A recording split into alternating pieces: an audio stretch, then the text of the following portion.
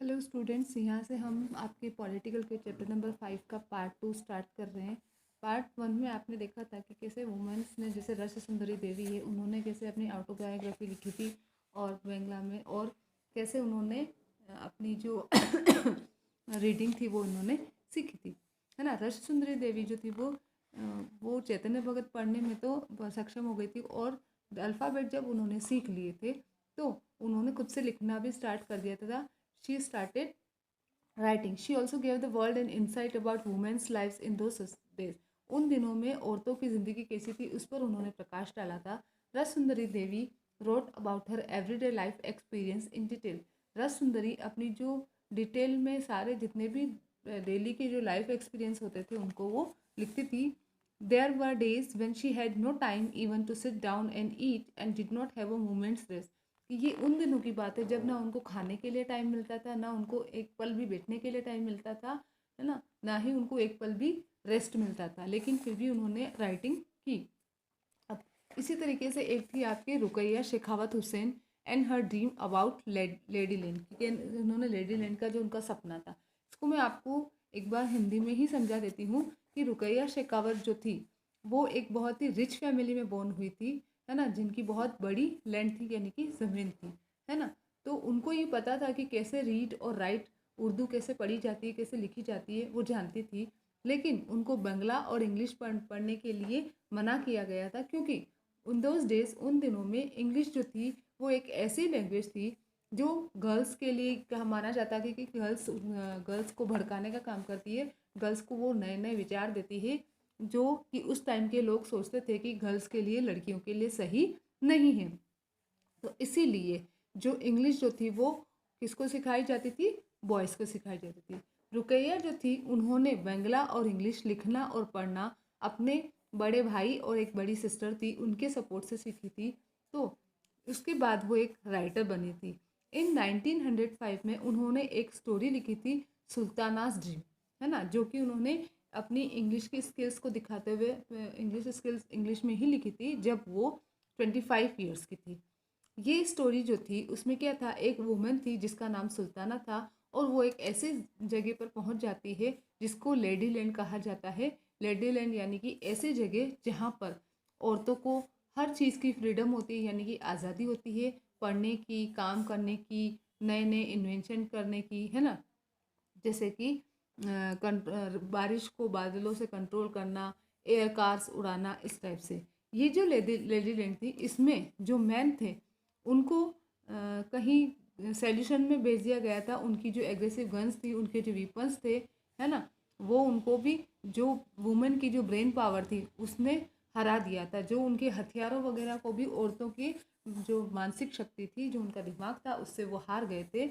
और जब वो उठती है, जब वो शी अवेक, जब वो उठती है तो उनको ये रियलाइज़ होता है कि वो तो सिर्फ एक सुल्ताना का सपना था जो लेडी लैंड में अपनी बहन सारा के साथ क्या कर रही थी। सुल्ताना तो एक सपना देख रही थी अपनी बहन सारा के साथ ऐसे लेडी लैंड करके, जहाँ पर औरतों को सारी आज़ादी थी। अब जो एज यू कैन सी, तो आप ये देख सकते हो कि जो रुकैया शेखावत जो हुसैन जो थी वो एक ऐसी औरतों के लिए सपने देखती हैं जो प्लेन उड़ा सके, कार चला सके, है ना, और स्कूल भी जा सके। तो ये एक वे था, एक तरीका था जिसमें एजुकेशन और सीखना जो है वो रुकैया की लाइफ में चेंज हुआ था, उसने चेंज किया था। रुकैया जो है उसने सिर्फ शिक्षा लेना बंद नहीं किया था, वो कंटिन्यू शिक्षा लेती रहती, अपने खुद के लिए, ना दूसरों के लिए, बल्कि वो खुद के लिए पढ़ती रहती।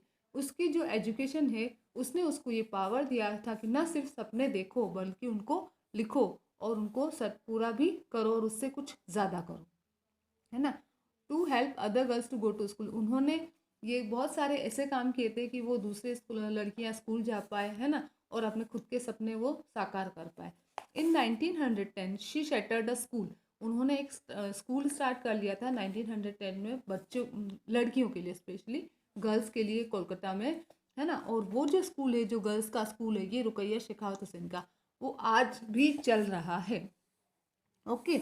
अब ये जो जैसे रस सुंदरी देवी है, रुकैया हुसैन है ना, इनको रीडिंग राइटिंग की परमिशन नहीं थी, लेकिन उसी तरीके से आज भी इंडिया में बहुत सारी लड़कियों को स्कूल जाने की परमिशन नहीं होती है। लेकिन ये सब होते हुए भी क्यों होता है, क्योंकि आज भी लड़कियां स्कूल जो है वो पावर्टी, गरीबी की वजह से, जो स्कूलिंग की फैसिलिटी सही नहीं होती उस वजह से, या भेदभाव की वजह से लड़कियां स्कूली शिक्षा से वंचित रह जाती हैं, है ना।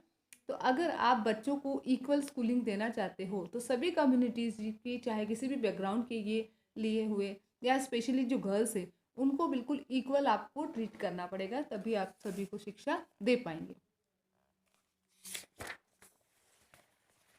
अब आज की जो स्कूलिंग और एजुकेशन है उसके बारे में हम देखते हैं। Schooling and education today, it is in large numbers today that both boys and girls attend schools. आज बहुत बड़ी संख्या में लड़के और लड़कियां स्कूल अटेंड करते हैं, स्कूल जाते हैं, but still there are differences between the education of boys and girls. लेकिन आज भी बॉयज़ और गर्ल्स की एजुकेशन में डिफरेंसेस हैं। India conducts census every 10 years to count the country's population. हर साल पॉपुलेशन देखने के लिए हर 10 साल में इंडिया एक बार जनगणना करवाती है। It also gathers detailed information about the people living in India, their age, schooling, what work they do and so on. कि ये जब वो सेंसस, जो जनगणना वो करवाती है, तो उसमें बहुत डिटेल में इन्फॉर्मेशन आती है कि लोग इंडिया में कितने रहते हैं, किस किस एज के कितने रहते हैं, कौन कौन स्कूल जाते हैं, कौन कौन नहीं जाते हैं, वो सभी क्या क्या काम करते हैं, और इसी टाइप की। This information is use to measure many things. बहुत सारी चीज़ों को मेजर करने के लिए ये इन्फॉर्मेशन बहुत ही काम में आती है। जैसे कि आपको नंबर ऑफ लिटरेट पीपल, कितने लोग पढ़े हुए हैं, and the ratio of man and women, कितने आदमी हैं और कितनी औरतें हैं, उसका ratio. About 40% of all boys and man, कि जितने भी बॉयज़ हैं जितने भी मैन हैं उनका 40%, है ना। तो 40% में कौन आ गया, 7 years ओल्ड एंड अबव, जो 7 साल और 7 साल से ऊपर वाले जो बॉयज़ और मैन हैं, उनका 40% कितने वो है, लिटरेट है, यानी कि पढ़े हुए, जो कि they that is they could at least write their name, जो कि अपना खुद का नाम लिख सकते हैं। इतने लिटरेट जो हैं वो जितने भी मैन हैं, बॉयज़ हैं, उनका 40% ही पढ़े लिखे हैं, as compare to just 15% of all girls and women. और जैसे कि जितनी भी लड़कियां हैं और जितनी भी औरतें हैं, ऐसे दोनों का कंपैरिजन किया जाए तो लड़कों का परसेंट तो 40% है, जबकि लड़कियों का कितना है, only 50%। According to the 1961 census, ये जो आंकड़े हैं, ये जो हमने जो बताए हैं डेटा, वो 1961 की जनगणना पर आधारित हैं। In the most recent census of 2011 these figures rose to 82% for boys and men and 65% for girls and women। और अभी जो हमारी 2011 में जो जनगणना हुई थी उसके अकॉर्डिंग जो 40% था वो 82% हो गया है, और जो 15% था वो आपका 65% तक बढ़ गया, यानी इसमें इंक्रीमेंट तो हुआ है। This means that the population of both men and women has increase, who are now able to reach and have at least some amount of schooling, but still the percentage of the male group is higher as compared to that of the female group. The gap is still not filled completely।